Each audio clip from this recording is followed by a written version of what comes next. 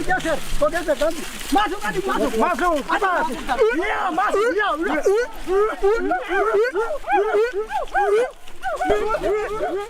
Kayu besi rawa sepanjang 17 meter ini disiapkan untuk membuat salib.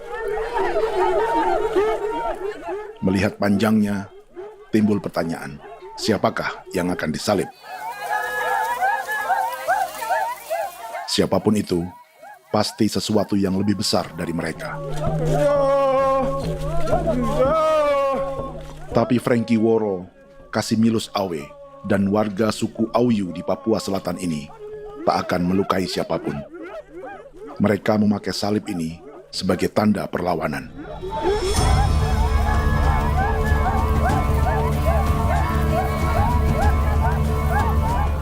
Yang mereka lawan memang lebih besar,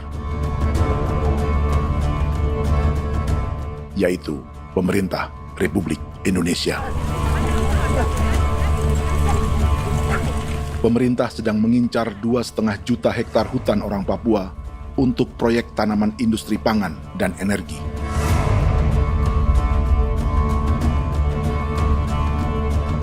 Ratusan kilometer dari salib orang-orang Auyu itu, orang Muyu sedang menyiapkan gerakannya sendiri. Tapi kali ini dalam bentuk sebuah pesta. Pesta yang disiapkan oleh marga Kimco Jinipjo selama 10 tahun.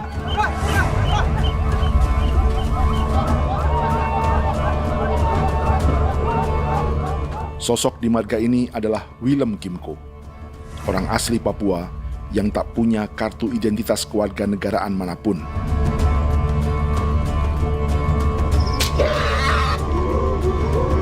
Pesta adat ini sudah cukup langka, tak hanya di Papua, bahkan di kawasan Pasifik dan peradaban Melanesia. Awalnya bayarnya kalau bukan itu nih hati aku dekere bipnuka, aku dekere bipnuka, dan jitana ya kati ko beren baran dipko. Kami mengambil ini kok kuning ini. Ada gagasan dan gerakan sosial di balik pesta orang-orang Muyu ini. Sama dengan gerakan salib merah yang dimulai orang-orang Auyu. Salib ini akan menjadi yang terbesar dari 1.800 salib merah yang telah ditancapkan berbagai suku di Papua Selatan dalam 10 tahun terakhir.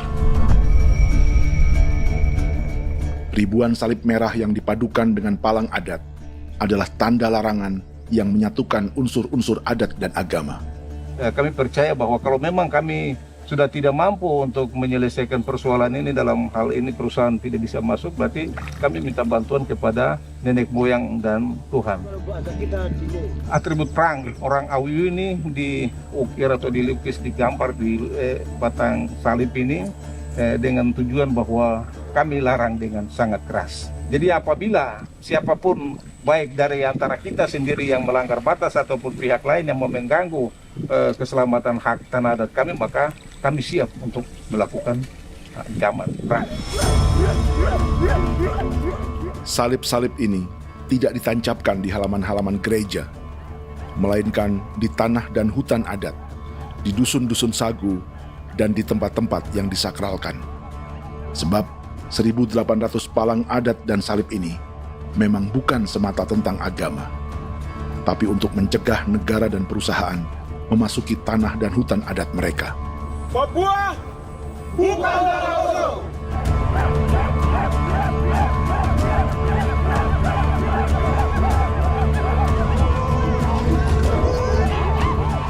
Di zaman TikTok ini, kami ingin menceritakan semua ini lewat film yang pendek.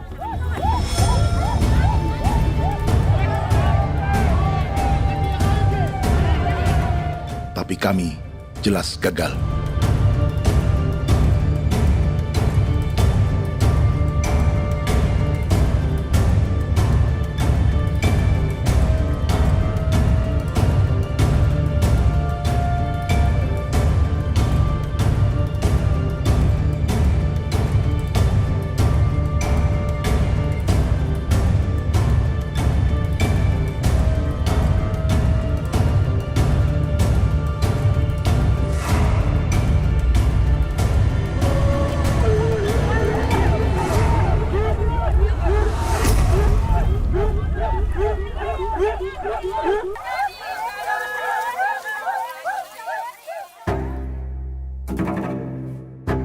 Di planet ini, ada 5 pemilik hutan hujan tropis terluas yang tersisa. Kongo di Afrika, Brazil, Peru, Bolivia, dan Indonesia.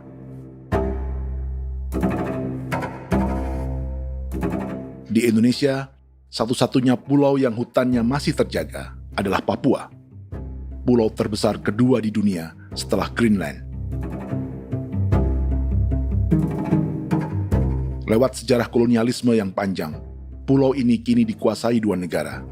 Bagian barat oleh Indonesia yang juga dikenal sebagai West Papua, dan bagian timur menjadi Papua Nugini. Dan tepat di perbatasan ini, di bagian Indonesia, sedang terjadi proyek pemusnahan hutan terbesar di dunia.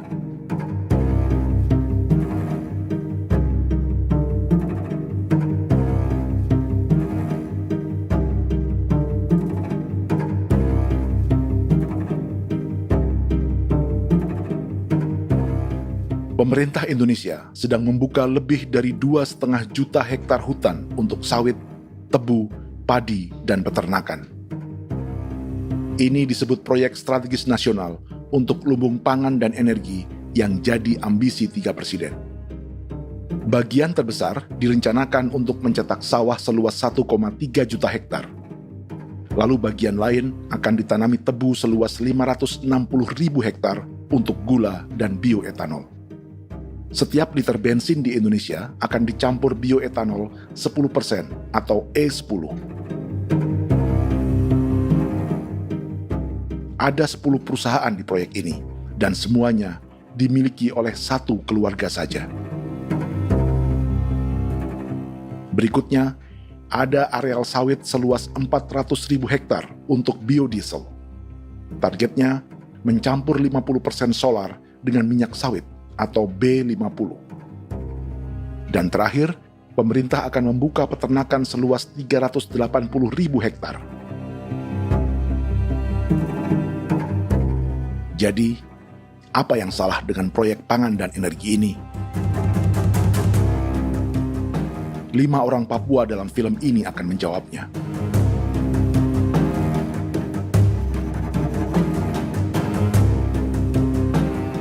Yang pertama adalah Yasinta Moiwen dari suku Marin.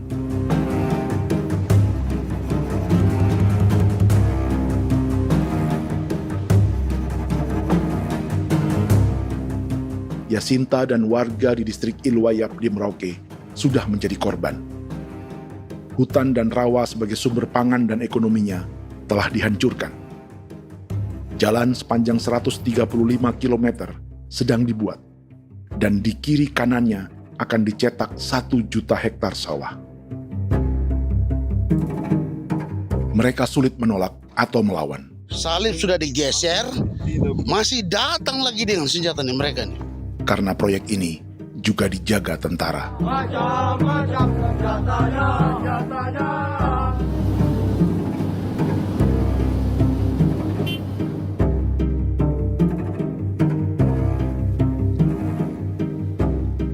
Yang kedua adalah Natalis Buer di distrik Tanah Miring, Merauke. Petani milenial ini merasa ditelantarkan. Sebab setelah hutannya diubah menjadi sawah, sebagian sawah-sawah ini tak tergarap. Orang asli Papua seperti Natalis tak punya modal untuk benih, pupuk, perawatan, hingga ongkos panen.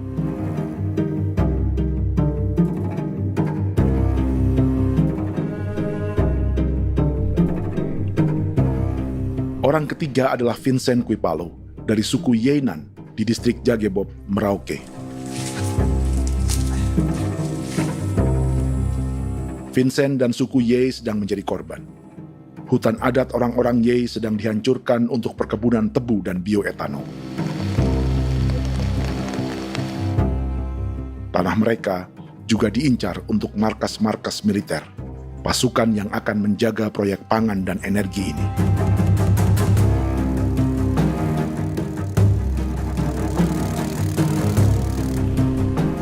Yang keempat adalah Frankie Woro dari suku Auyu di distrik Fofi, Kabupaten Bovendigul. Hutan dan tanah mereka terancam perluasan perkebunan sawit untuk campuran biodiesel atau B50. Orang-orang dari suku Auyu ini adalah calon korban. Merekalah salah satu pelopor gerakan Palang Adat dan Salib Merah. Meski kadang berseberangan dengan gereja yang mereka anggap lebih mendukung pemerintah dan perusahaan. Mereka bahkan sedang merencanakan gerakan yang lebih besar, dengan salib yang lebih besar. Tanah milik Somu Sobisiba itu bahwa tanah ini diciptakan oleh Tuhan dan memberikan warisan kepada kami. Kami ini hanya hak jaga.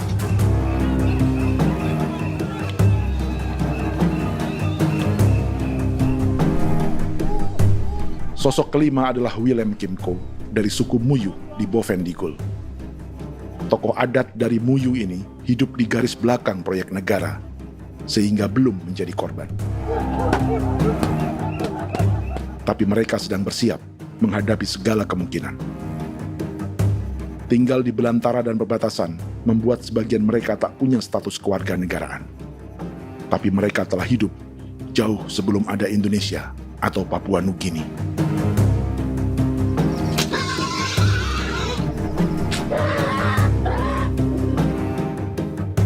Kelimanya mewakili jutaan orang asli Papua yang sedang terancam eksistensinya. Jika kita merasa kepunahan peradaban Neanderthal di Eropa, Aztec dan Inca di Amerika, atau aborigin di Australia adalah sejarah masa lalu, film ini menceritakan bagaimana pemusnahan sebuah bangsa dan kepunahan sebuah peradaban sedang terjadi di masa hidup kita. Kepunahan bukan karena kerusakan lingkungan dan ruang hidup semata, juga karena dihantam 60 tahun operasi militer.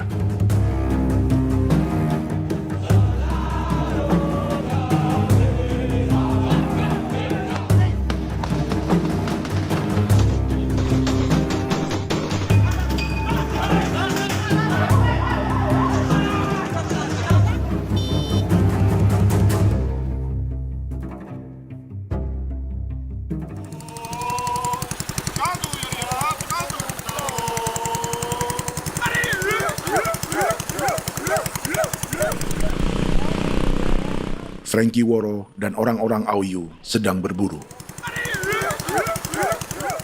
Tapi lokasi perburuan mereka mulai dikuasai perusahaan perkebunan sawit.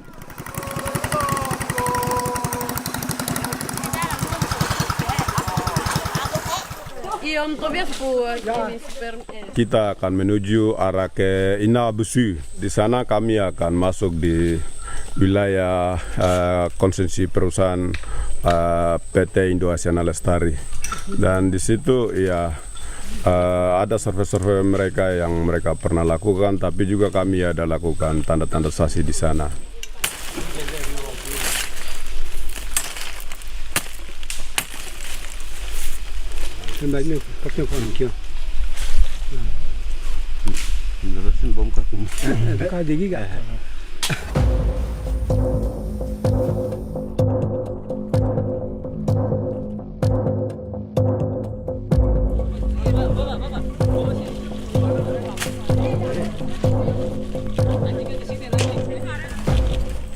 Dapat dengan yang induknya, tapi karena induknya dia lari dan terlambat kerja, akhirnya yang bisa kita dapat dia punya anak ini saja.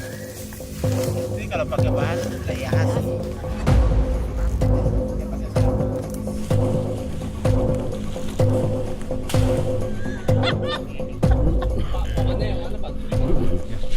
Pohon ini pohon bitanggur, dia punya kayu ini kita biasa gunakan untuk kerja perahu, dan juga kulit depu getanya itu kita pakai untuk kerja ini, panah-panah ini lem, jadikan lem ini, panah-panah. Hutan ini adalah supermarket bagi suku Auyu. Juga lumbung pangan atau bank untuk menyimpan deposito kekayaan alam. Hutan juga tempat yang penuh dengan sejarah suku, situs budaya, dan tempat-tempat sakral. Inilah yang sedang mereka pertahankan dari incaran pemerintah dan perusahaan. Untuk semua alasan ini, mereka menancapkan ribuan salib merah.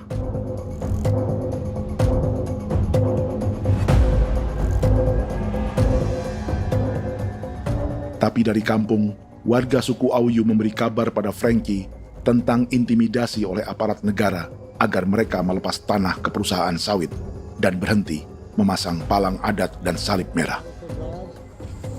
Ada beberapa titik yang saya sudah siap, tetapi di sini emergensi dari saya, terutama di kampung Sokanggon, PT Damai Timber.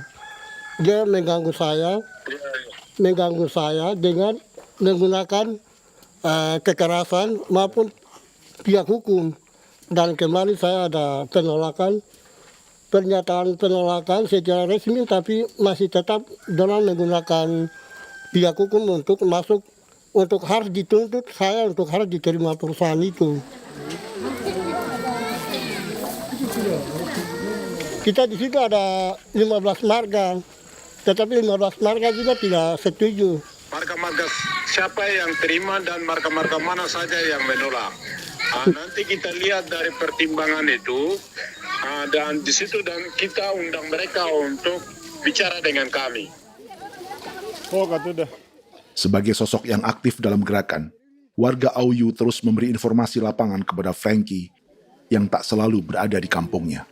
Izin pernyataan yang mereka paksa saya untuk tanda tangan itu, tapi sementara saya tidak tanda tangan. Data semua ada di tangan saya. Ya. Baik, kalau gitu itu lebih bagus karena tanda tangan itu yang berbahaya. Iya. Tanda tangan itu yang lebih berbahaya karena sekarang ini modern dan canggih, dan itu yang mereka biasa pakai untuk tipu muslihat. Mereka biasa pakai itu di tanda tangan itu. Betul. Dari Bambisa juga di Sofia dia masuk untuk memaksakan kami marga untuk harus menerima perusahaan itu. Tapi kemarin kami sudah menolak. Babinsa di sini nama bosku. Itu yang sekarang strategi militer yang sekarang mereka pakai. Jadi yang penting masyarakat itu yang benar-benar mau menolak siap dukung ketua marga siapa yang nanti tampil. Ini adalah peta konsesi sawit untuk biodiesel dalam proyek strategis nasional. Dan di distrik Fofi inilah orang-orang Auyu hidup dari sungai dan hutan. Tapi Frankie di Bovendigul masih lebih beruntung. Setidaknya dibandingkan Yasinta Mowien di Merauke yang sudah kehilangan hutan dan rawanya.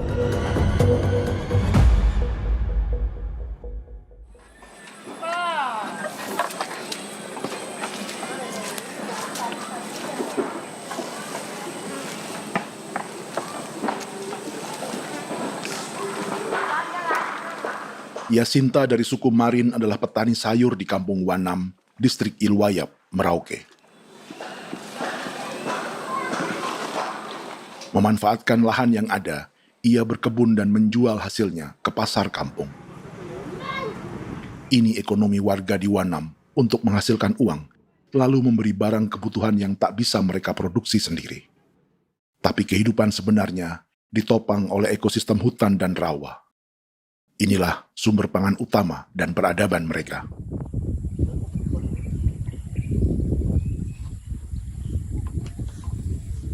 Namun ketenangan ini diusik ketika tiba-tiba Juli 2024 di Pelabuhan Wanam datang ratusan alat berat untuk proyek pangan dan energi pemerintah.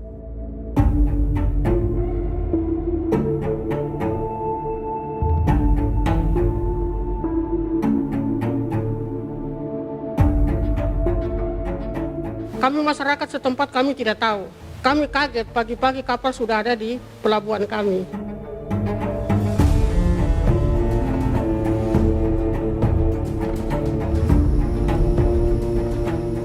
Yasinta Mowien atau Enrika Gebze dan warga lainnya tak pernah diajak bicara atau dimintai pendapat. Seakan-akan Papua adalah tanah kosong. Kita suka kaget yang dong bawa turun alat berat dong bawa turun, kita kaget masyarakat. Dorang subongkar itu kayu-kayu.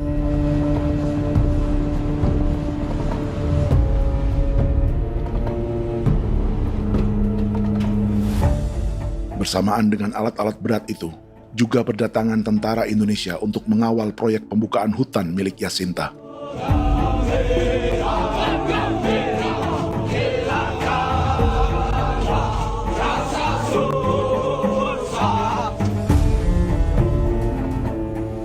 Ribu alat berat didatangkan dari Cina ke Papua oleh perusahaan bernama John Lin Group sebagai kontraktor pemerintah.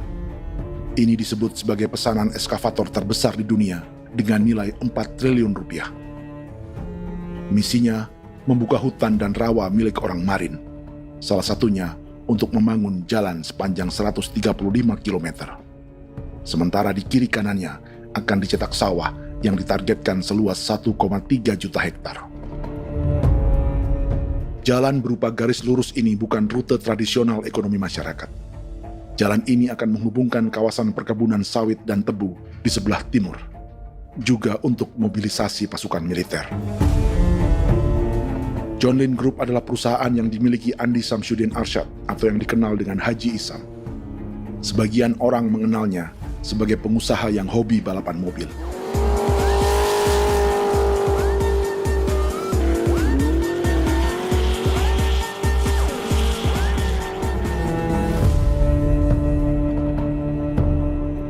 Tapi di Kalimantan, ia berbisnis batu bara, perkebunan sawit, pengolahan karet, penerbangan, perkapalan, dan biodiesel. John Lin Group kini juga menjadi pemilik perkebunan tebu dan pabrik gula terbesar di Indonesia. Sayapnya melebar dari Kalimantan hingga ke Bombana, Sulawesi Tenggara. Perkebunan tebu, pabrik gula, dan industri bioetanol inilah yang juga sedang dikembangkan di Papua. Foto ini adalah momen ketika Isam bersama kerabatnya, Menteri Pertanian Amran Sulaiman dan Menteri Pertahanan Syafri Samsudin meluncurkan program biodiesel atau B50 di Kalimantan Selatan. B50 artinya setiap 1 liter solar, 50%-nya akan dicampur minyak sawit. Perusahaannya, PT John Lin Agroraya, menjadi salah satu pemainnya.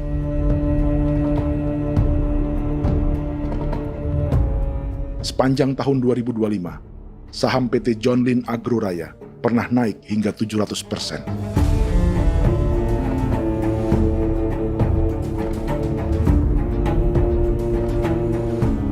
Perusahaan sawitnya yang lain, PT Pradiksi Gunatama, sahamnya bahkan pernah naik 4.000% hanya dalam 1 tahun.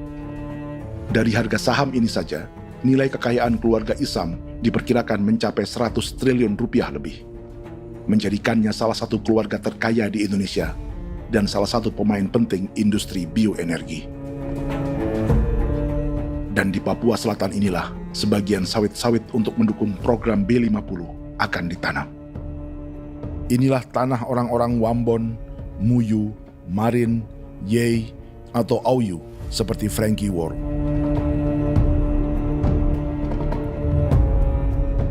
Haji Isam pernah menjadi tim kampanye nasional Presiden Joko Widodo dalam pemilu 2019 saat melawan Prabowo.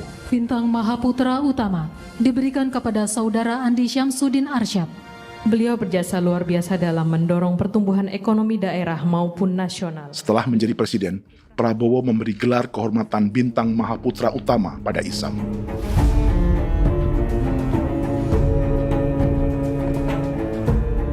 Sejumlah menteri Prabowo, juga kerabat dan orang-orang yang pernah bekerja di perusahaan Isam.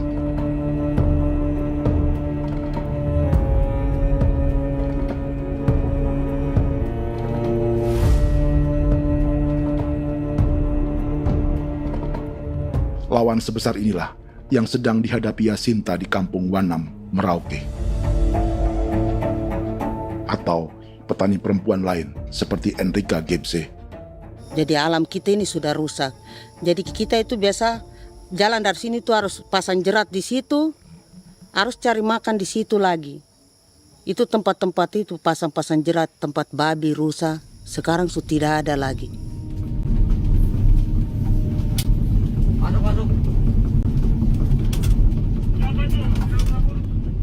Rekaman ini memberi gambaran bagaimana Kasuari kehilangan rumah di bekas hutan dan rawa yang telah dibabat.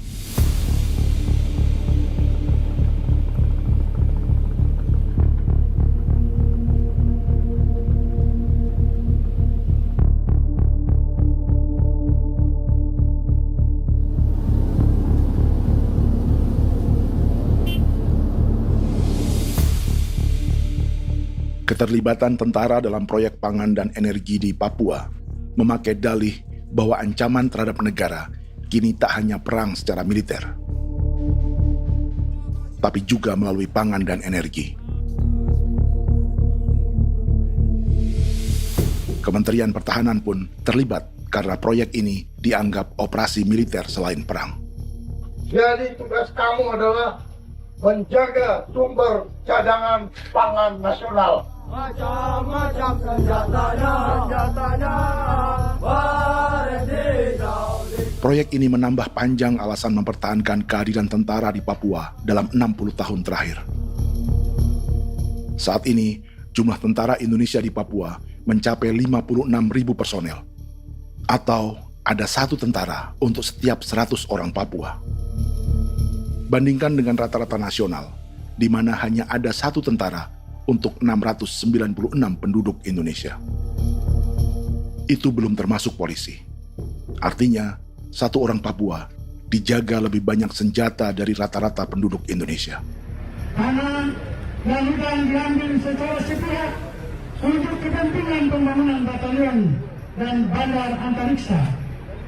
Ini bentuk perampasan masyarakat. Penolakan kehadiran markas-markas militer terjadi di sejumlah tempat di Papua. Tak hanya karena trauma dan ketakutan, juga karena mengambil tanah-tanah adat.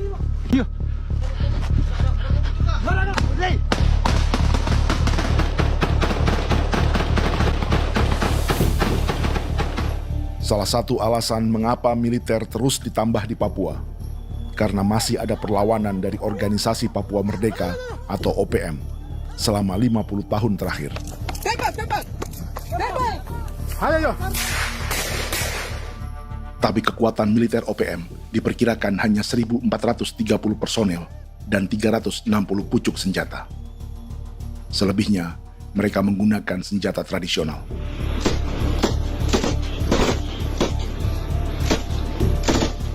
Dengan demikian, kekuatan tentara dan polisi di Papua 58 kali lebih besar dari gerilyawan Organisasi Papua Merdeka.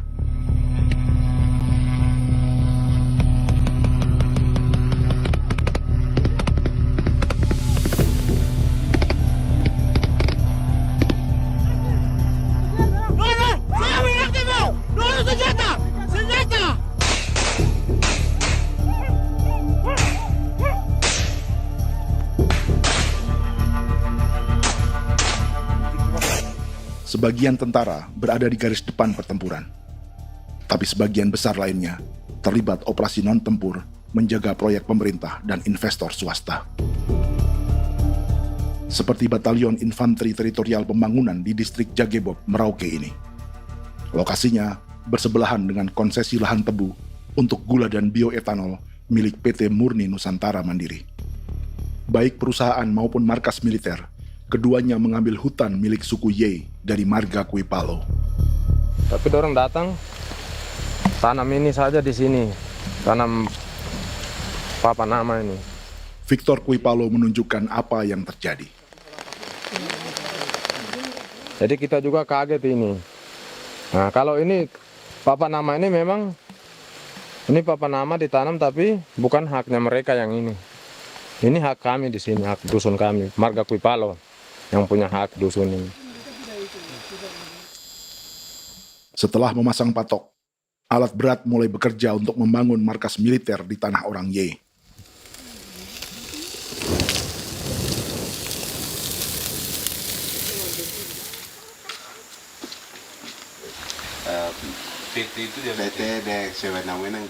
Kehadiran markas militer mengkhawatirkan warga yang pernah mengalami trauma.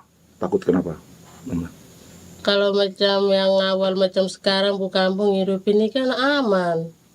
Terus kenapa harus didirikan korem di sini? Bukankah dengan adanya Korem semakin aman ada tentara di sini? Kalau untuk Bukampung kayaknya tidak bisa aman kalau ada tentara, paling masyarakat dipukul itu ini. Kalau Bukampung hidup begini malah saya sejahtera dan saya punya masyarakat. Apa pernah ada pengalaman buruk sebelumnya dengan tentara di daerah sini? Ada yang cerita waktu pos-pos di sini tuh di 13, 12 itu zaman katanya Patimura. Memang kasihan. Malah kita punya orang ini yang dianiaya betul, dipukul. Disuruh kerja bakti tidak mau atau lama mencari, namanya kita pangkur sagu itu butuh waktu 1 minggu. Kalau lama begitu ya paling diseret apa pukul itu. Operasi militer Indonesia di Papua dimulai tahun 1962 lewat Operasi Trikora. Tapi perlawanan bersenjata pertama di Papua baru dilakukan tahun 1965 di Manokwari. Nanti tanggal 1 Mei jam 12.30 pemerintahan di Irian Barat mutlak akan jatuh di tangan.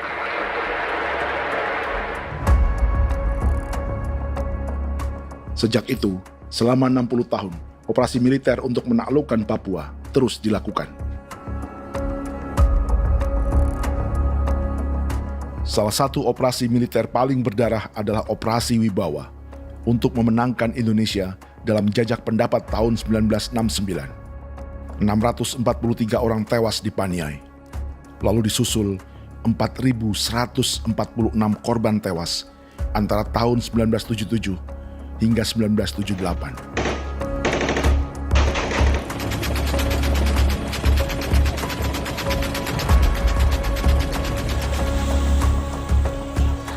Operasi militer ini menimbulkan gelombang pengungsian hingga kini. Dewan Gereja Papua mencatat 103.000 orang menjadi pengungsi pada tahun 2025 dan nyaris tak diberitakan media-media Jakarta. Jumlah pengungsi terbesar tercatat di Nduga yang mencapai 20.000 jiwa. Banyak di antaranya yang sedang hamil, seperti Jubiana, salah satu pengungsi Nduga. O tagarik misikagi be muguruk berselari namen wane gosel bigare me egirik munene an nimbo misle berselar nene wam dagyak lek prak nda oi gore bangal no so ndak lo yo nanda me anet ndang no yat nde nanen di ko nerwa membri wal marwa egirik munene wa tri mbel no semana o ngal siak ya ber kumbik nyak masala orena me wo solo rina men wani go semane kuman nak wani wani ndemo lo ndak misrina men bre go lo nak semane ne be minute waru ra kana bi nindige war be mino pragit de laina bulan maret april yana mana kantan barang na lire na bam ne Jubiana lalu menamai anaknya pengungsi Kogoya. Selain Jubiana, juga ada Emma dari Maibrat yang melahirkan di hutan. Sampai di kampung begini, katanya bilang ada tentara yang bangun jembatan. Saya capek itu juga pun masih tahan. Kembali lagi ke hutan lagi. Seperti itu sampai saya jatuh di tengah jalan. Orang sampai terbanting di kayu semuanya. Berasa sakit begitu. Melengkapnya tuh Domika Serli, pengungsi Wako. Masyarakat sipil dari Kampung Aitrem sementara mengungsi karena kampungnya sementara dikuasai oleh TNI Polri. Seratusan ribu pengungsi di Papua saat ini jauh melampaui jumlah yang mengungsi ke Papua Nugini tahun 1984, yaitu 10.000 orang karena menghindari operasi militer.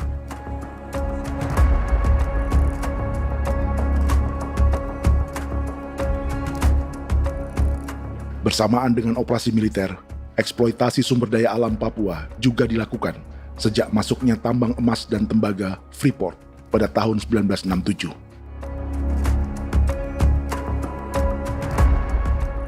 Disusul perkebunan sawit awal tahun 1980-an. Lalu ada perburuan buaya untuk diambil kulitnya.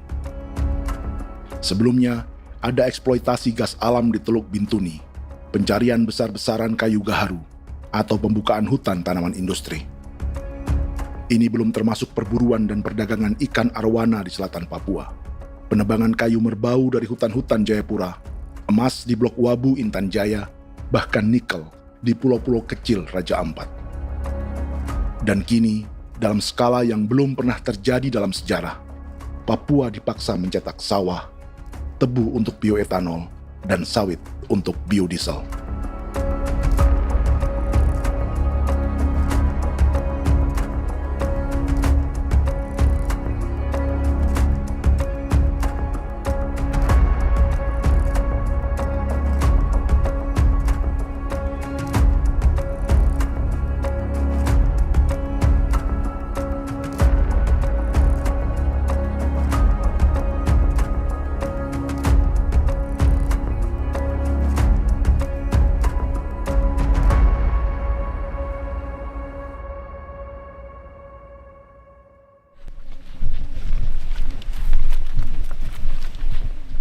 Inilah yang sedang menimpa keluarga Vincent dan Victor Kuipalo di Merauke.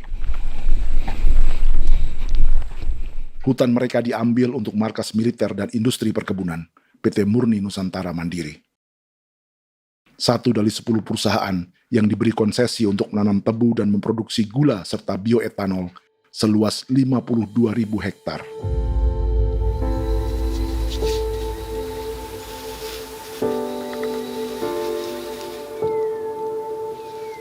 Perusahaan ini dianggap mengambil hutan dan tanah orang-orang Ye, terutama marga Kuipalo, yang memiliki hak adat terhadap 2.300 hektar hutan.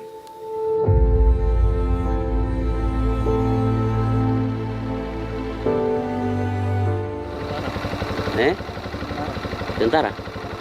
Tentara. Oh iya, tentara.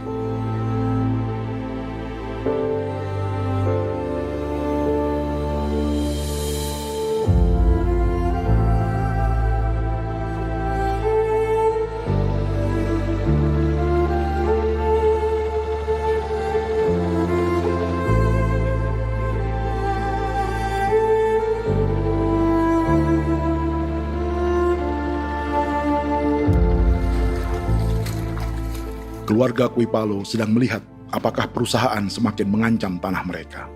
Dan kekhawatiran itu terbukti. Iya, makanya tadi saya bilang ini dari sini saja dekat ini sudah masuk di dalam ujung lapang ini. Ini hutan, yang ini hutan yang dorong ada bongkar sekarang ini. Ini sudah punya alat sudah dekat ini. Dekat sekali ini. Ini di sini. Nacau, kelapa itu yang jalan lama, jalan setapak ini. Dari udara, terlihat alat-alat berat semakin mendekati tanah orang-orang Ye, marga Kuipalo.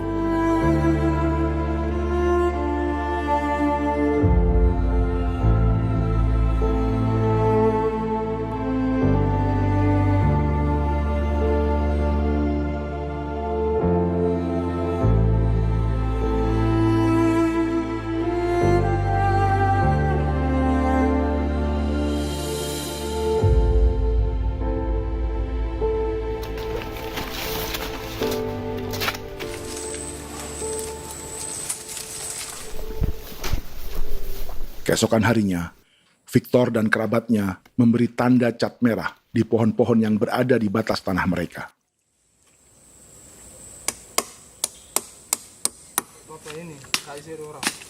Tapi tanda peringatan adat ini tak diindahkan perusahaan.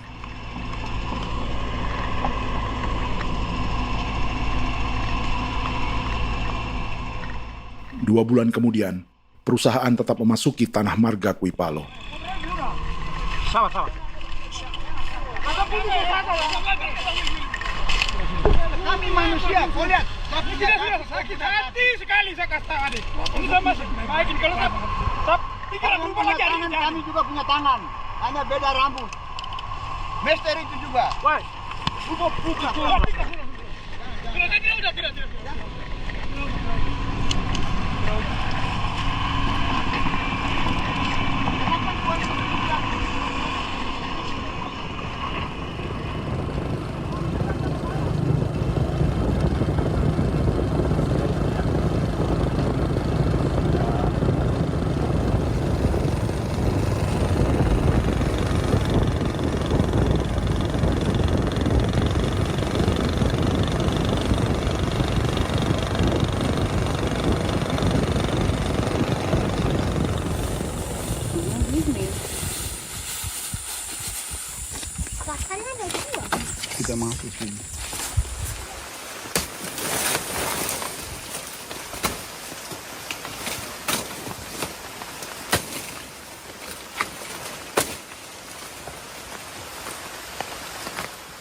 Jadi ya untuk itu seperti saya katakan tadi, apakah lebih baik kita tidak usah ada kah atau bagaimana, kita pisahkan, pisahkan dari negara ini kah? Jangankan tuh, saya kemarin bicara sama Daniel, datang sama saya dengan persoalan Kodam ini. Saya bilang, Pak Daniel, kalau lebih baik saya ngungsi ke Papua Nugini.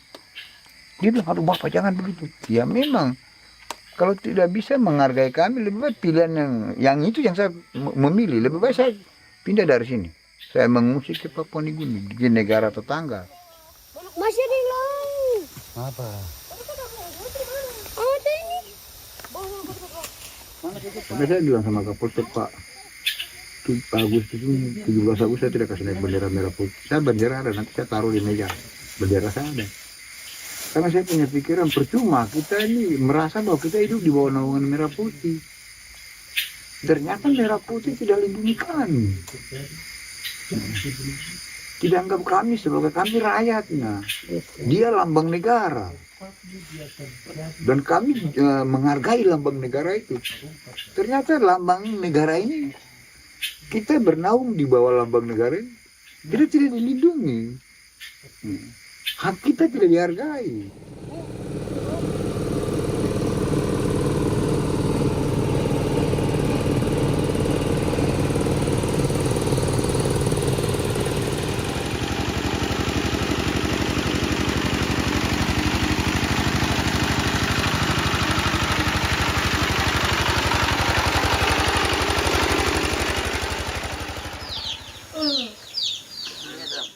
Marga Kuipalo dari suku Ye terus mendapat teror dan intimidasi agar melepas tanah mereka yang hanya dihargai Rp300.000 per hektar. Tapi mereka tidak berjualan tanah. Makanya mama itu tidak suka untuk lepas tanah. Untuk apa? Baru di dalam hutan itu ada obat-obat tradisi.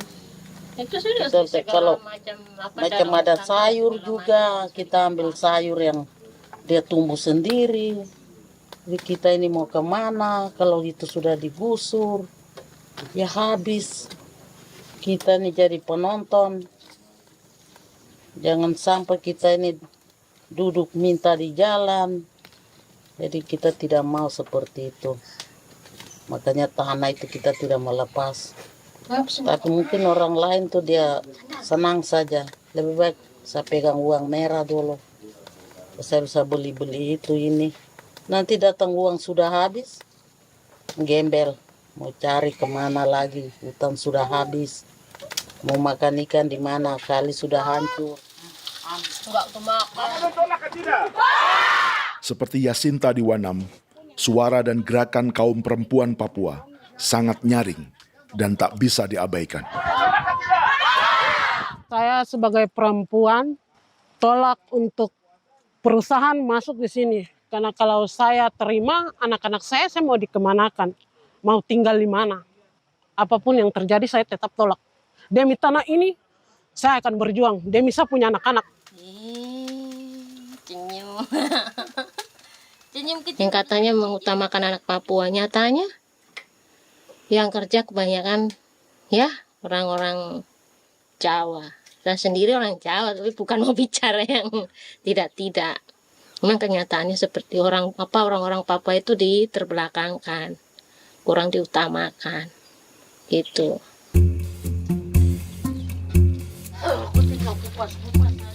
Proyek food estate seperti mencetak sawah, bukannya tak diikuti warga Papua.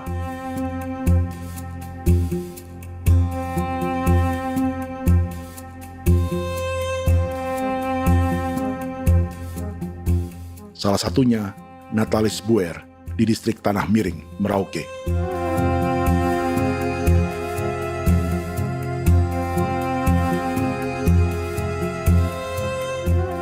Setelah menghabisi hutan, pemerintah Indonesia mencetak sawah untuk tanaman padi karena beras mulai menjadi makanan pokok menggantikan sagu. Sebagian besar penggarapnya adalah warga transmigran yang datang sejak era 1980-an. Bahkan petani transmigran sudah ada sejak Belanda membuka proyek padi kumbe di distrik Kurik. Lokasi yang sering jadi langganan pejabat Indonesia memamerkan sawah di Papua. Tapi Natalis juga ingin belajar menanam padi atau bersawah. Namun ia kesulitan karena dibutuhkan modal untuk benih, pupuk, hingga pemeliharaan dan panen. Lalu sawah-sawah ini pun mulai dikuasai pendatang.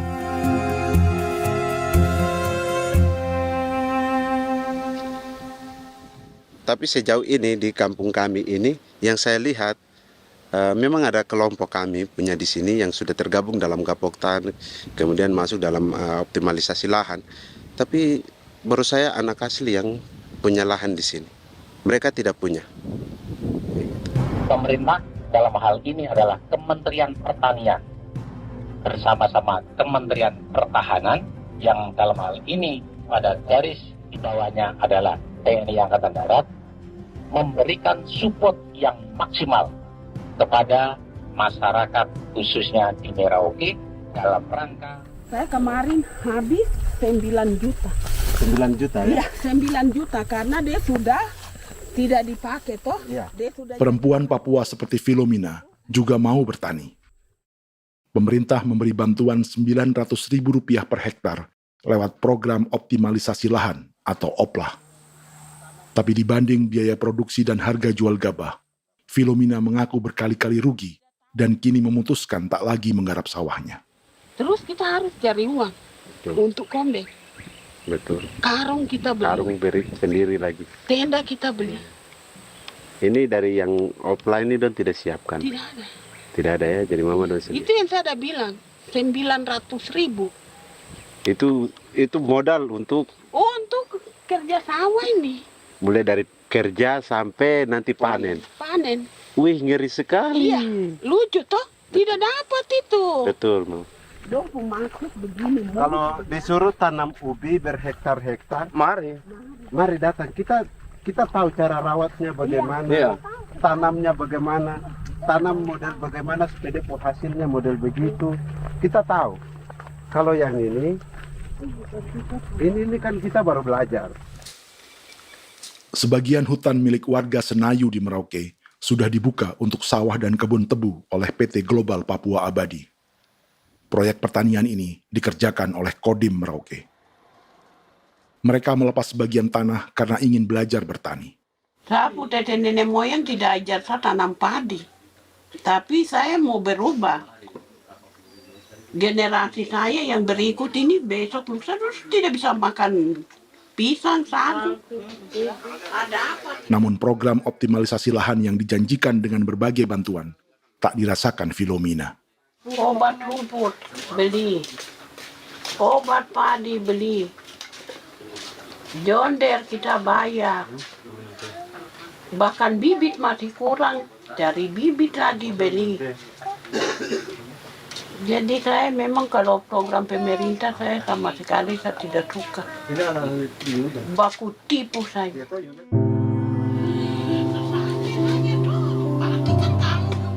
Mereka merasa ditinggalkan sendiri, jatuh bangun belajar bertani padi. Sementara sumber pangan dan air yang semula mudah didapat, kini telah berganti sawah dan kebun tebu. Dulu kita masih bisa jalan, nanti masak di kali, pakai air kali. Minum pakai air kali. Sekarang kok mau masak? Tidak ada air. Air sudah susu, mau minum tidak bisa. Sudah dengan obat. Don semprot tebu itu saja drone. Drone yang semprot. Saya lihat di itu. Jadi kita bukan drone yang terbang di atas untuk disemprot. Dong lempar pupuk di bawah ya dia mengalir ke kali. Mengalir ke kali, ke rawa-rawa.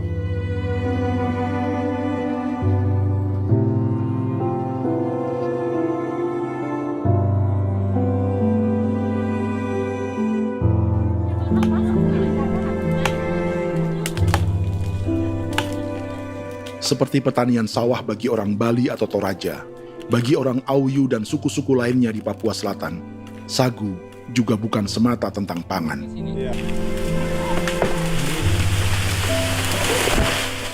Bagi orang Auyu dan Marin, sagu adalah kerabat, sosok orang tua, sosok nenek moyang yang harus dijaga dan dilindungi. Lagi bikin apa mama ini mama? Pakai tokok itu sagu.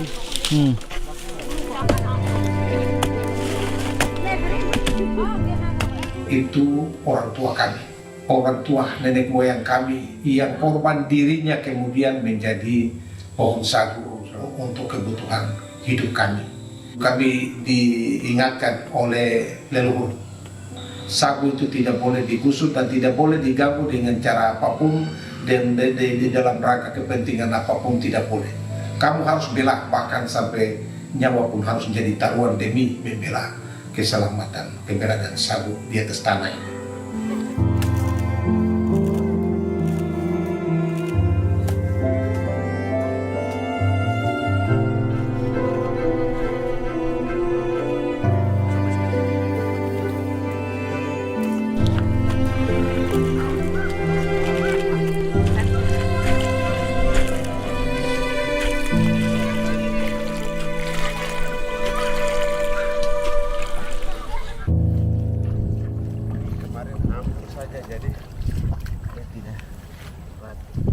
Menurut Natalis, pemerintah di Jakarta mendefinisikan lumbung pangan semata urusan beras dan mencetak sawah.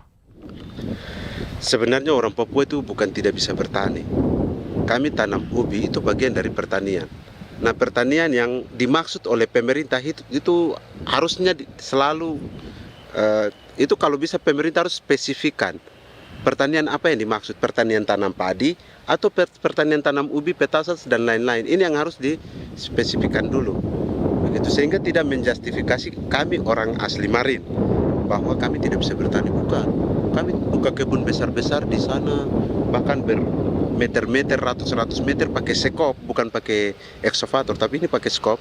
Itu pertanian, begitu.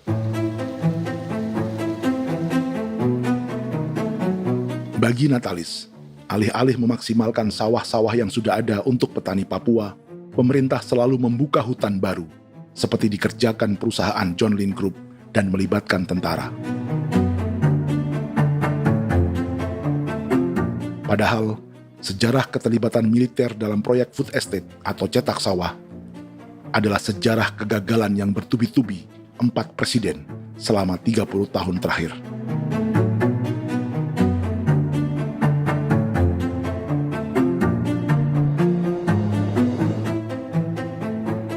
Papua bukan yang pertama menjadi proyek lumbung pangan yang melibatkan tentara. Kalimantan telah menjadi korban 30 tahun sebelumnya.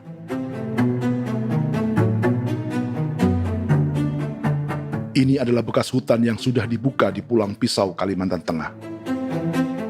Tahun 1996, di era Presiden Jenderal Soeharto, ia menghabisi 1 juta hutan di lahan gambut untuk mencetak sawah demi memenuhi ambisi swasembada beras, bukan swasembada pangan. Hutan tropis Kalimantan dihabisi dalam skala yang belum pernah terjadi dalam sejarah. Di bawah rezim militeristik, tak ada yang berani melawan keinginan Soeharto, termasuk orang Dayak seperti Kuneng. Nggak bisa dihalangi itu. Nggak boleh dihalangi. Ya kalau ada kata-kata aja menghalangi, sudah kita diseret ke kepolisian dulu. Atau bisa langsung di PKI-kan. Iya, di PKI-kan gitulah. Jadi kita tuh nggak berani apa-apa dulu tuh. Ya. Apa maunya aja. Misal bilangnya A. Setahun setelah pengundulan hutan skala besar itu, tahun 1997, untuk pertama kalinya Kalimantan mengalami kebakaran lahan dan kabut asap terbesar dalam sejarah.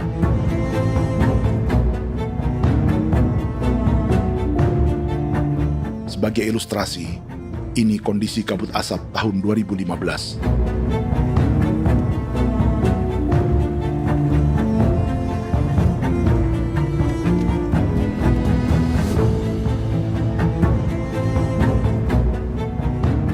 Proyek 1 juta hektar sawah Jenderal Soeharto itu gagal. Bendungan dan saluran irigasi mangkrak hingga kini. Mei 1998, rezim Soeharto tumbang, 2 tahun setelah ia menumbangkan jutaan hektar pohon di Kalimantan.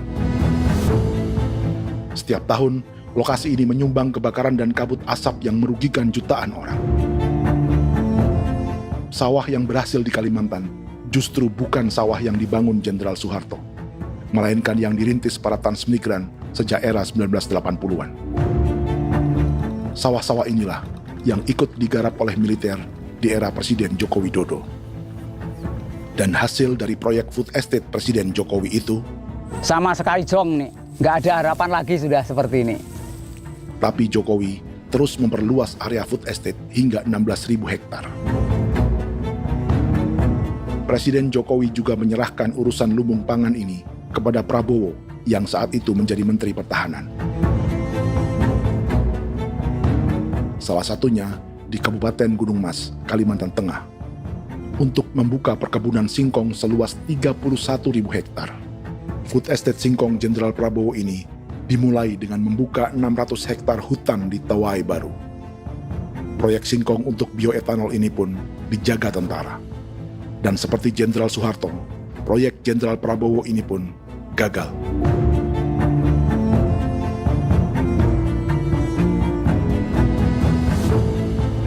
Dengan reputasi ini, Joko Widodo dan Prabowo justru sedang membuka 2,5 juta hektar di Papua.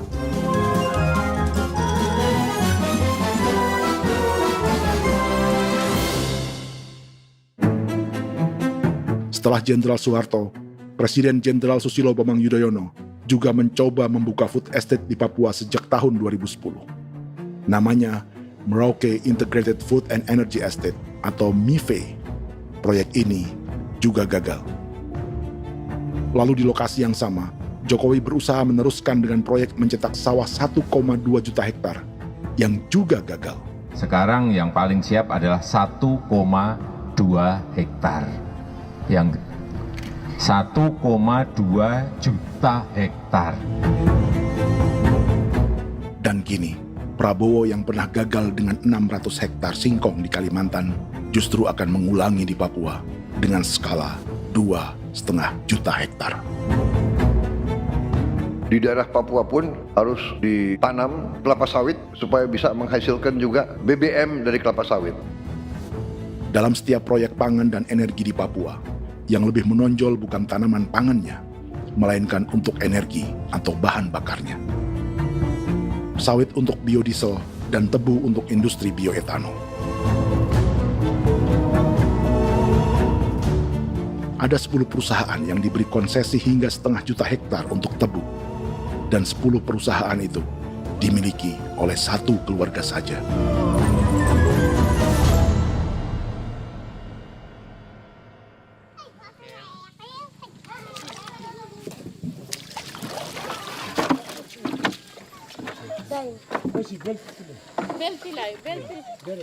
Para perempuan Auyu di Bovendigul akan berangkat memancing.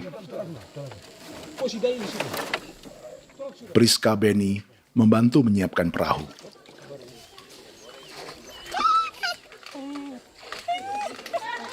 Mereka akan mengumpulkan bahan pangan di hutan untuk persiapan acara penancapan salib merah berikutnya.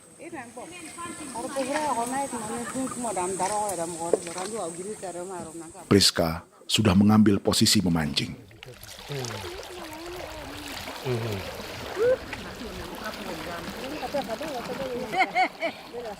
1.800 salib merah telah dipasang di wilayah adat berbagai suku di Papua Selatan untuk menghalau perusahaan sawit dan tebu.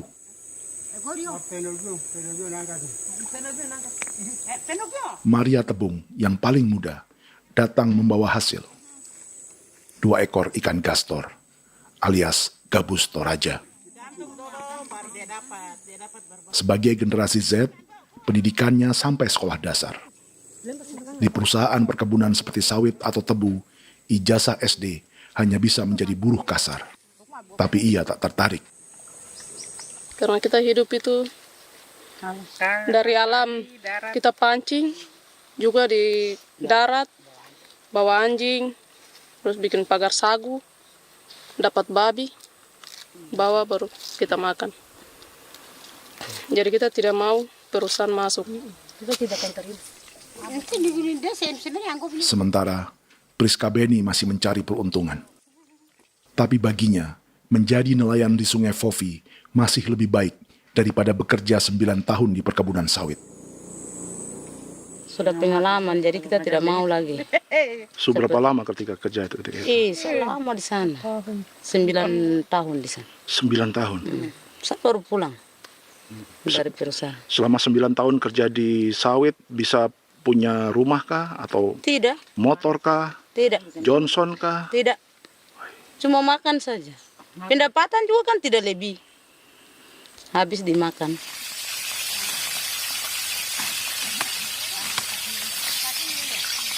Satu minggu libur berapa hari? Tidak libur. Minggu tetap kerja? Tetap kerja. Tidak bisa ke gereja? Hari Minggu kerja. Hari Minggu juga kerja. Jadi dia tidak mengenal agama perusahaan itu. Di grup perusahaan sawit Korindo, Priska digaji 2 juta rupiah per bulan dan tinggal di mes karyawan. Tapi gaji itu dipotong bahan makanan atau BAMA rata-rata 1 juta rupiah setiap bulan. Korindo adalah grup perusahaan yang salah satu usahanya adalah hutan tanaman industri dan sawit di Bovendigul dan Merauke. Di Papua, mereka memakai bendera PT Tunas Sarwa Ema. Perusahaan ini pernah memberi bantuan pada Keuskupan Agung Merauke. Keuskupan Merauke belakangan mengeluarkan pernyataan mendukung proyek strategis nasional di Papua. Umat Katolik yang memprotes sikap gereja tersebut ditangkap polisi. Jadi selama 9 tahun tidak bisa nabung? Tidak. Makan saja. Makan saja. Makan saja. Menabung bagaimana? Keperluan banyak. Sudah sampai. Habis di anak-anak uang sekolah. Uang 1 juta itu mana sampai. Mau nabung juga tidak cukup. Sudah pengalaman, jadi kalau di sini perusahaan mau masuk tidak. Tidak.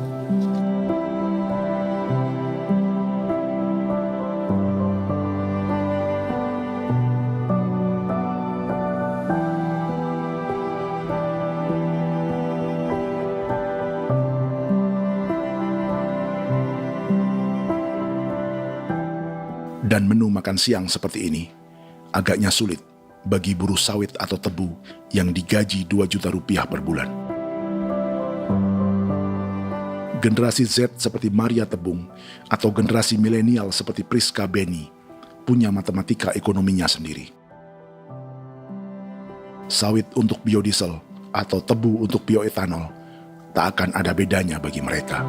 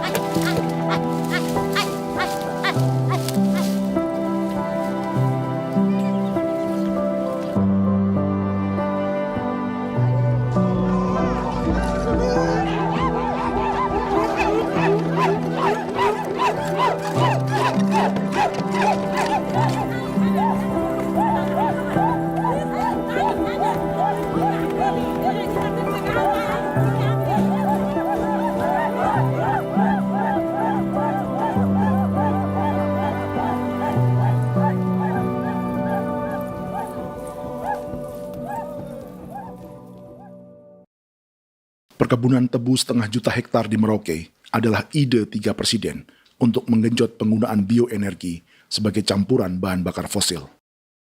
Selain swasembada pangan, swasembada energi di daerah Papua pun harus ditanam kelapa sawit supaya bisa menghasilkan juga BBM dari kelapa sawit.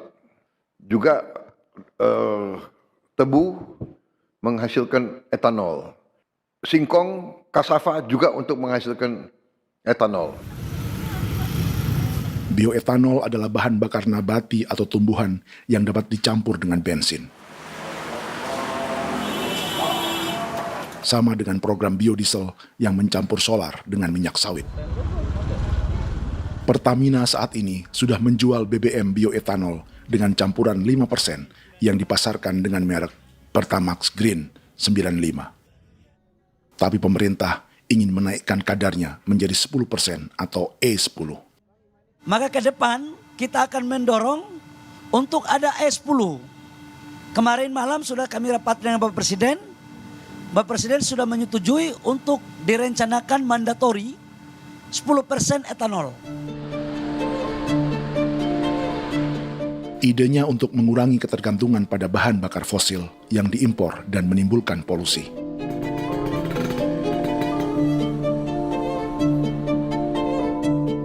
Tapi bioetanol bukannya tak mengorbankan lingkungan, hutan, rawa, dan manusia. Karena program E10 membutuhkan 7,3 miliar liter bioetanol, maka lahan yang dibuka untuk menanam tebu bisa mencapai 1,3 juta hektar. Sementara saat ini, luas perkebunan tebu di Indonesia hanya 500 sampai 600 ribu hektar. Artinya, butuh lahan baru hingga 800 ribu hektar untuk menanam tebu. Dan 500 ribu hektar diantaranya sedang dibuka di Papua. Hutan yang tadinya untuk menumbuhkan pangan berubah jadi tanaman untuk bahan bakar di jalanan. Kecepatan pulihnya hutan beradu dengan jumlah dan kecepatan kendaraan di jalanan.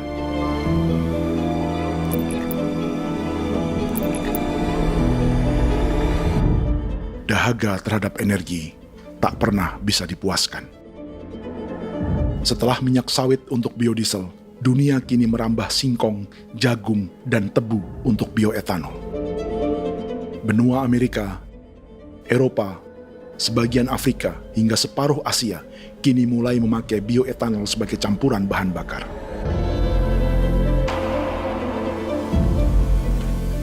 Selain perebutan lahan, masa depan dunia juga dibayangi semakin mahalnya harga pangan karena persaingan antara perut manusia dengan tangki kendaraan.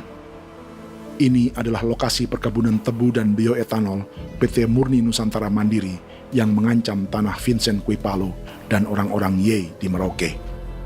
Beberapa kilometer di selatan adalah PT Global Papua Abadi yang mengancam tanah orang-orang Muyu dan Marin. Dua perusahaan ini adalah bagian dari 10 perusahaan yang mendapat konsesi lahan untuk tebu dan bioetanol di Merauke. Batas konsesi mereka bahkan sama dengan batas negara Indonesia dengan Papua Nugini. Salah satu ciri bahwa peta konsesi ini dibuat di Jakarta dari atas meja. Sama seperti kolonial Inggris dan Belanda ketika mereka membagi Pulau Papua dengan garis lurus pada abad 19. Seakan Papua adalah tanah kosong.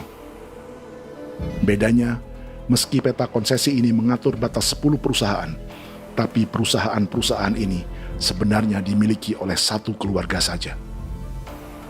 Ini nama 9 dari 10 perusahaan tebu dan bioetanol di Merauke, Papua.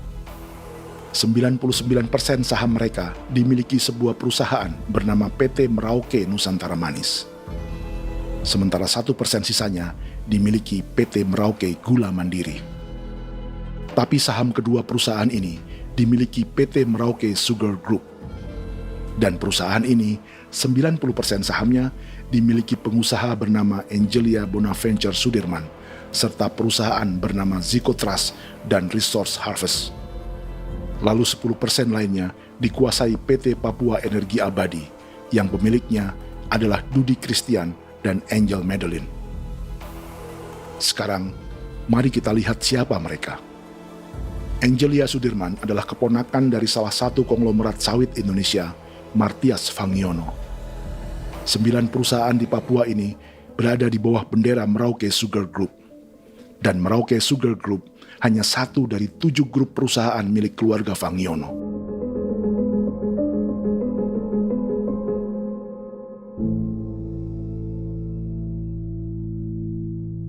Ini Martias Fangiono. Seperti Haji Isam, Martias selama ini dikenal sebagai pengusaha sawit yang kini merambah bisnis tebu dan bioetanol. Ini momen saat penanaman perdana tebu di Merauke bersama Presiden Joko Widodo Juli 2024. Di sini juga ada anak Martias Fangiono, yaitu Wirastuti Fangiono. Wirastuti adalah salah satu yang menonjol dari keluarga Fangiono. Tahun 2025, Forbes mencatatnya sebagai konglomerat termuda dengan kekayaan 23 triliun rupiah yang mengendalikan 2 grup usaha FAP Agri, dan Surya Dumai Industri. Keduanya adalah perusahaan sawit dan biodiesel. Anak dan bapak ini adalah investor utama bagi Jokowi dan Prabowo untuk proyek tebu dan bioetanol di Papua. Sementara yang ini adalah mertua Sitorus, pemilik raksasa agribisnis dunia, Wilmar International, yang juga memegang konsesi sawit di Papua lewat berbagai perusahaan. Tapi mertua kini memakai bendera baru, yaitu KPN Corporation atau Karunia Prima Nastari. KPN inilah yang memiliki kelindan bisnis dengan keluarga Fangiono untuk proyek tebu Merauke. Apalagi grup Wilmar yang didirikannya juga pemain gula utama di Australia. Tahun 2010, Wilmar membeli 100% saham perusahaan gula terbesar Australia, Sucrogen. Akuisisi senilai 1,5 miliar dolar Amerika ini langsung menjadikan Wilmar salah satu pemain tebu terbesar dunia. Sebagian bibit tebu yang ditanam di Merauke adalah varietas yang dikembangkan Lembaga Riset Gula Australia atau Sugar Research Australia. Sugar Research Australia lalu menjalin kontrak pengembangan bibit dengan PT Global Papua Abadi milik Fangiono. Tapi masalahnya, Sugar Research Australia adalah badan publik yang tugasnya memajukan petani tebu dan sebagian dananya berasal dari pajak warga Australia. Itu artinya, warga Australia membiayai pengembangan bibit tebu untuk investor dan pemerintah Indonesia. Dokumen ini menunjukkan bahwa lembaga yang dibiayai warga Australia itu pernah memiliki kontrak penyediaan bibit dengan PT Global Papua Abadi milik keluarga Fangiono. Kontrak itu baru berakhir pada November 2024. Artinya, saat Presiden Jokowi dan keluarga Fangiono menanam bibit tebu pada Juli 2024 ini, kontrak itu masih berlaku. Nama lain dalam keluarga ini adalah Siliandra Fangiono, yang pada tahun 2024 dijuluki Raja Sawit Termuda dengan kekayaan 39 triliun rupiah dalam catatan Forbes. Ia mengendalikan grup First Resources. Secara umum, keluarga Fangiono memiliki 20 perusahaan di Sumatera, 32 perusahaan di Kalimantan, 1 di Jakarta, 2 di Singapura, dan 25 perusahaan di Papua. Di Papua, perusahaannya tersebar dari Sorong, Mapi, hingga Merauke. Para politikus dan pejabat Indonesia terus membesarkan konglomerasi, meski Martias Fangiono pernah divonis 1,5 tahun penjara karena kasus pembalakan liar dan kebun sawit ilegal tahun 2007. Sementara tahun 2022, Wilmar terlibat kasus korupsi ekspor minyak sawit dan divonis mengembalikan kerugian negara 11,8 triliun rupiah. Tumpukan uang ini disebut sebagai pembayaran dari grup Wilmar yang diterima secara simbolis oleh Presiden Prabowo pada Juni 2025 lalu. Tapi peran raksasa biodiesel dan bioetanol dunia ini belum akan surut di Indonesia. Bahkan sebaliknya. Sebuah dokumen presentasi bisnis dari Wilmar International Limited pada tahun 2010 ini bisa menjadi petunjuk. Presentasi ini bagian dari proses pembelian 100% saham raksasa tebu Australia, Sucrogen. Dalam presentasi ini, Wilmar mengaku ditawari konsesi lahan 200.000 hektar di Papua, atau dulu disebut Irian Jaya, untuk menanam tebu. Dengan penerbangan hanya 2,5 jam dari kantor Sucrogen di kota Townsville ke Merauke, Wilmar akan mengawinkan bisnis gula dan bioetanolnya menjadi pemain dunia. Dan lokasi yang diincar oleh Wilmar adalah distrik Ilwayap di Merauke, kampung halaman Yasinta Moiwen. Dan persis disinilah, 14 tahun kemudian, ribuan eskavator John Lynn Group milik Haji Isam mulai membuka hutan sebagai kontraktor pemerintah. Presentasi dan gagasan ini dibuat oleh Wilmar pada Juli tahun 2010. Sebulan kemudian, Agustus 2010, pemerintah Presiden Susilo Bambang Yudhoyono meluncurkan proyek Lumbung Pangan dan Energi Merauke atau Merauke Integrated Food and Energy Estate. Targetnya membuka lahan 1 juta hektar dalam 5 klaster yang masing-masing 200.000 hektar. Angka yang sama dengan presentasi Wilmar. 5 tahun kemudian, 2015, giliran Presiden Joko Widodo yang mau melanjutkan proyek pangan dan energi 1,2 juta hektar. Menjelang pensiun sebagai presiden, Jokowi kembali menggencarkan proyek ini dan melibatkan Prabowo sebagai Menteri Pertahanan. Jokowi lalu mendukung Prabowo sebagai presiden berpasangan dengan anaknya, Gibran Rakabuming Raka sebagai wakil presiden. Kini, setelah menjadi presiden, giliran Prabowo yang melanjutkan proyek bioetanol dan biodiesel dengan memobilisasi militer dan melibatkan pejabat-pejabat yang juga para elit partai koalisinya.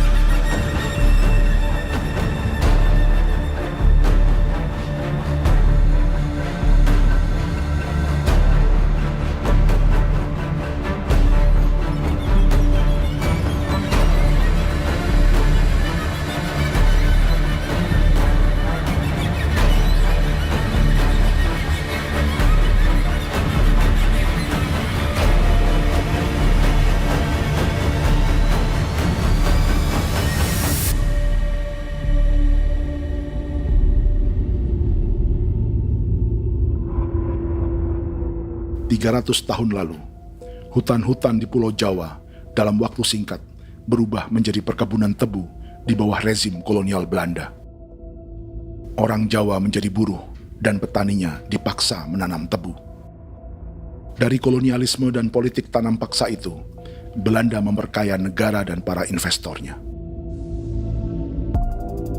Tak puas membuka hutan untuk perkebunan di Jawa dan Sumatera, kolonial Belanda menanam tebu hingga di Suriname dan mengerahkan ribuan orang Jawa sebagai buruh pada tahun 1890. Inggris yang sudah menguasai negara seluas India dan Papua Nugini pun masih menanam tebu jauh di tengah Samudra Pasifik, di tanah orang-orang Fiji. Lalu memindahkan puluhan ribu orang India menjadi buruh di sana. 200 tahun sebelumnya, ratusan ribu orang Afrika bahkan diperbudak untuk bekerja di perkebunan-perkebunan tebu Spanyol dari selatan Eropa hingga Karibia, Kuba, atau Jamaika. Jika dulu tebu menjadi gula atau emas putih, kini cerita kolonialisme tebu berlanjut di Papua untuk bahan bakar nabati atau bioetanol. Dan seperti semua cerita tentang kolonialisme, akan ada yang berpesta dan ada yang membayar. Dalam setiap cerita pesta kolonialisme, baik di Jawa, Karibia, atau di Papua, selalu melibatkan para elit lokal, dari pejabat, perwira, hingga agamawan. Tapi dalam setiap kolonialisme, juga selalu ada cerita tentang mereka yang mempertahankan diri dan melawan.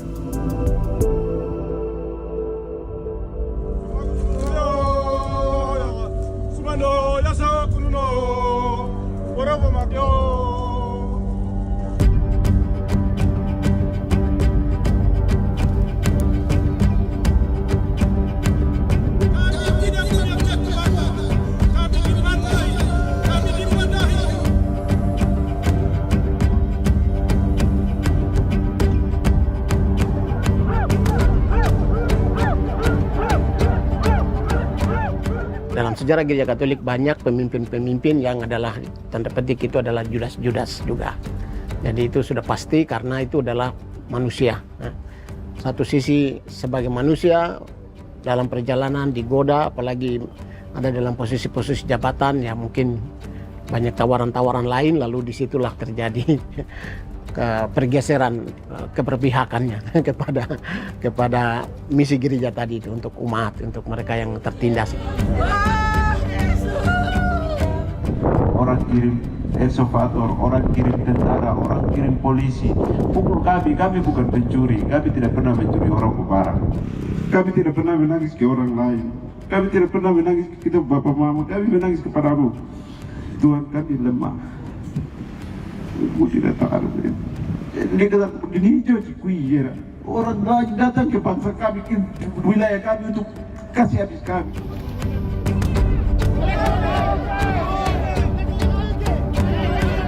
Ya Hakimam Dehi, Ya Hakimam Dehi, Bono Ya Hadigul Dehi, Bono Ya Hadigul Dehi.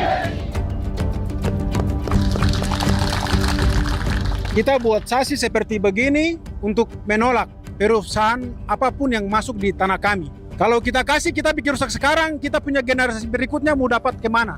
Jadi kita nyatakan sikap di sore hari ini, kami tolak. Apa yang dilakukan pemerintah untuk PSN adalah kejahatan. Pemerintah bagian dari kejahatan, aktor perusak dan pembunuh terhadap negara, terhadap alam, hutan, terhadap manusia. Jadi negara jadi aktor pembunuh. Jadi Pilatusnya siapa? Negara, pemerintah Jakarta ini. Tanah Wiu bukan kosong. Masyarakat adat kami siapa? Perusahaan tolak. Lihat asal.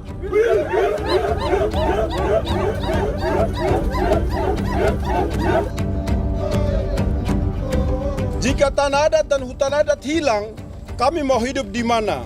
Maka di sini saya mau bilang, negara jangan tipu-tipu kami lagi.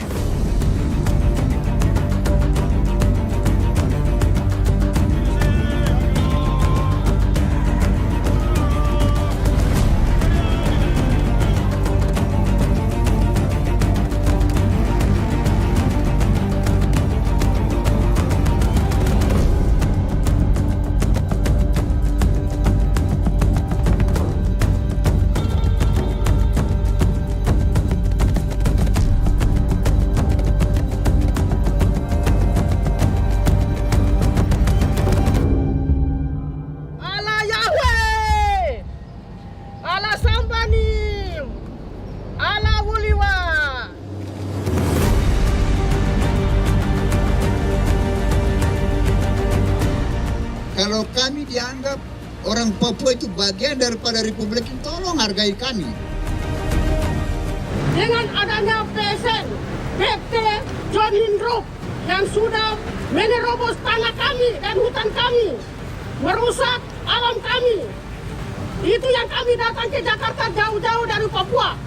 Kami mau bersuara kepada Bapak Presiden Prabowo Subianto, di mana keadilan untuk masyarakat Papua. Tolong lihat masyarakat Papua yang sudah mati. Kami bersepakat menyatakan, 1. Gereja-gereja di Indonesia mendukung masyarakat adat yang menolak proyek strategis nasional di tanah Papua. 2. Gereja-gereja di Indonesia menolak militerisme dan otoritarianisme di Indonesia.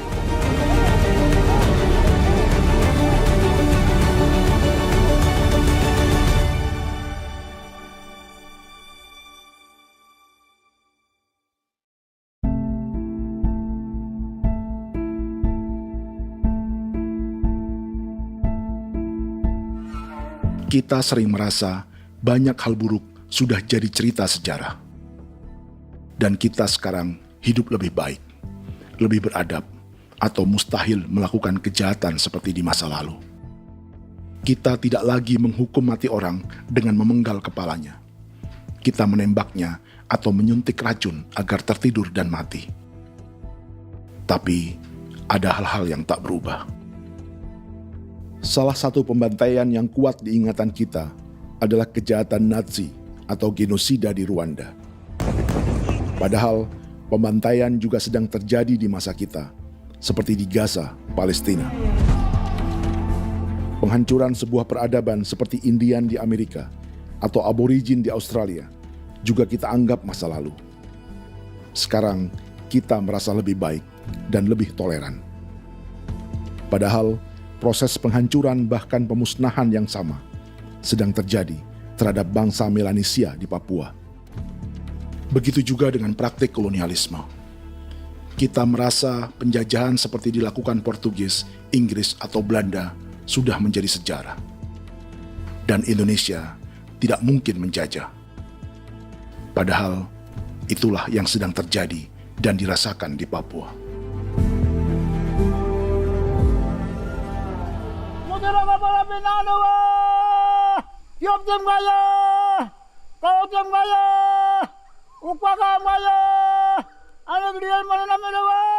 Jalannya sejarah ini disadari Willem Kimco di pedalaman Bovendigol, Papua. Hidup terpencil dan tak tersentuh urusan negara bukan berarti selalu aman.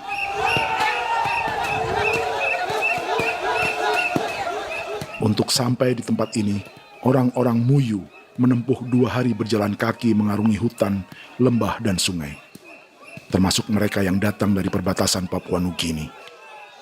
Mereka berkumpul untuk memenuhi undangan pesta adat yang disebut Awon Atatbon atau Pesta Babi. Yang mengundang adalah marga Kimco Jinipjo. Yang dituakan di marga ini adalah Willem Kimco. Ia tak punya kartu tanda penduduk dan kewarganegaraan manapun, baik Indonesia atau Papua Nugini. Tahun 1984, 10.000 orang Papua, terutama suku Muyu, mengungsi ke Papua Nugini untuk menghindari operasi militer Indonesia, termasuk Willem Kimco.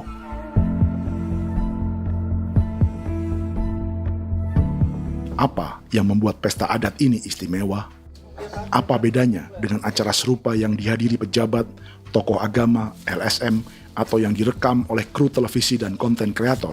13, 14, 18. Pertama, untuk membuat pesta babi, orang Muyu perlu persiapan selama 10 tahun.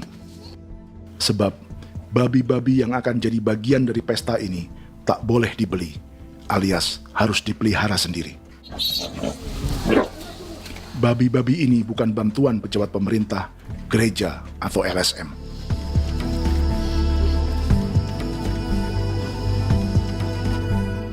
Yang kedua, babi-babi ini tidak dipelihara di kandang. Jadi punya nama babi ini kah? Harimau. Harimau? Harimau. Dia kulit dengan ini bulu di harimau, macam harimau begitu yang kasih nama harimau.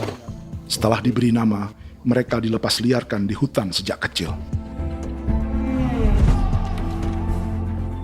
10 tahun kemudian, jika tiba saatnya pesta, para pemburu akan mencari mereka di dalam 479 hektar hutan milik marga Kimco. Suku atau marga lain tak akan mencurinya di hutan, karena mereka sudah punya babi dan wilayah masing-masing. Itu artinya, mereka harus tetap menjaga dan mempertahankan hutannya agar babi-babi bisa hidup. Demikian juga dengan lahan pangan mereka, yang menumbuhkan sagu, keladi, atau aneka sayuran.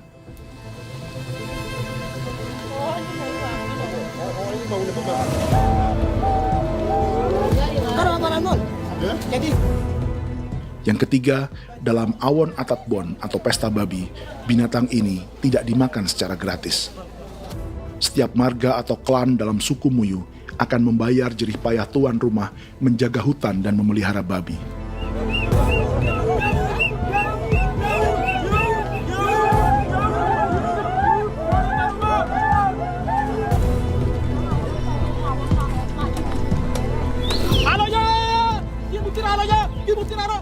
Ini seperti arisan untuk menjaga budaya dan lingkungan. Bagian dari budaya dan ekonomi timbal balik yang ditandai dengan siklus memberi dan menerima.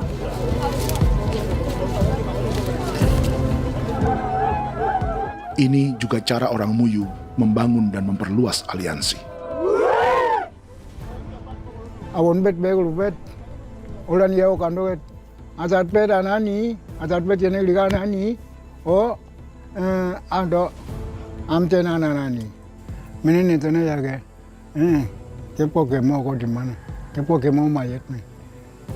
Kep tetek no mayango, kep kan in between ni ke iftore ven. Ni ven ni tanah ya kadek me. Oke, kepo nanti kutu kemo kepo ke pasar kutu orang ni. Kon kene man gini wani wanjo. Koko kati bolon ya beng. Koko kuning bolon ya. Jika Willem Kimco dan marganya bisa menjaga hutan dan wilayahnya, marga lain ikut diuntungkan sebagai sebuah ekosistem. Demikian juga sebaliknya. Alasan keempat, mengapa pesta babi ini memiliki tempat khusus dalam peradaban orang Muyu, karena Willem Kimco khawatir peradaban mereka akan punah, menyusul ancaman terhadap ekosistem dan hutan. Setiap marga atau klan harus mengkonsolidasi diri dan membangun aliansi.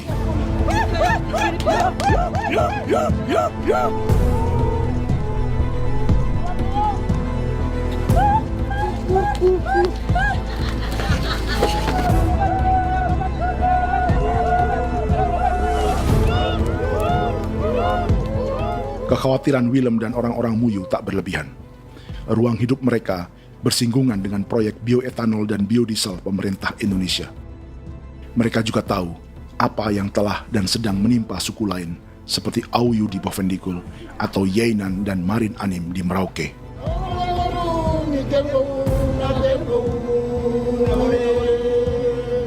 Jika suku-suku lain menggunakan palang adat dan salib merah sebagai gerakan perlawanan, orang-orang Muyu memakai pesta babi untuk mempersiapkan diri dan konsolidasi.